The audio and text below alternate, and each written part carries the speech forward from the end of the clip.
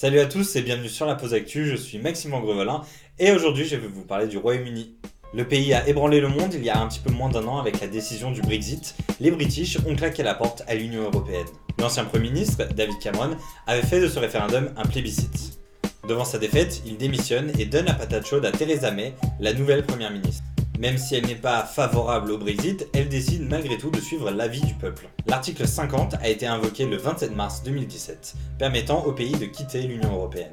Dans la foulée, elle a également appelé à des élections générales, l'équivalent de nos élections législatives pour le 8 juin. Concrètement, cette élection anticipée a pour but de conforter l'avance des Tories au Parlement. À la dernière élection, en 2015, David Cameron avait emporté le scrutin avec 36%, suivi par le Labour avec 30%. Cette fois, c'est le très à gauche Jeremy Corbyn qui mènera un Labour en mauvais état, principalement dû à des querelles intestines. En effet, les députés ne veulent pas de Corbyn à la tête du parti, mais celui-ci a été choisi par les militants et à 2 reprises, dont la dernière était le 24 septembre avec un score de 62% contre 38% pour son adversaire Owen Smith. Le parti est également opposé au Brexit, mais suivra l'avis du peuple. La campagne des deux partis politiques s'articule autour des dépenses publiques. D'un côté, les Tories veulent continuer l'austérité, alors que le Labour veut au contraire relancer les dépenses. Enfin, il ne faut pas oublier que le Royaume-Uni comporte également l'Écosse, où le SNP, le parti pour l'indépendance de l'Écosse, est majoritaire.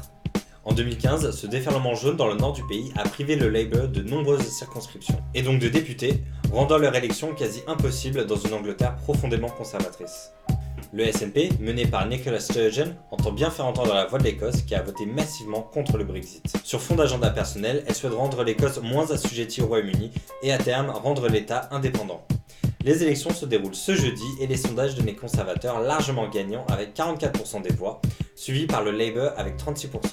Les autres partis, comme les Liberal Democrats ou l'UKIP, ne franchiraient même pas la barre des 10%.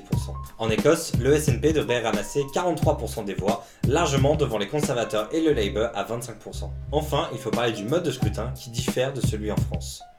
Ici, pas de second tour. Celui qui a le plus de voix, même sans majorité, est directement élu.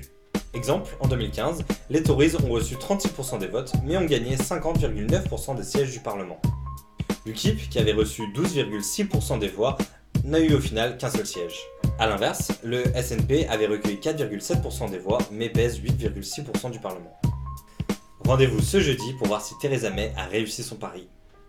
Et voilà, c'est la fin de la vidéo, merci de l'avoir regardé et à bientôt sur la Pause Actu.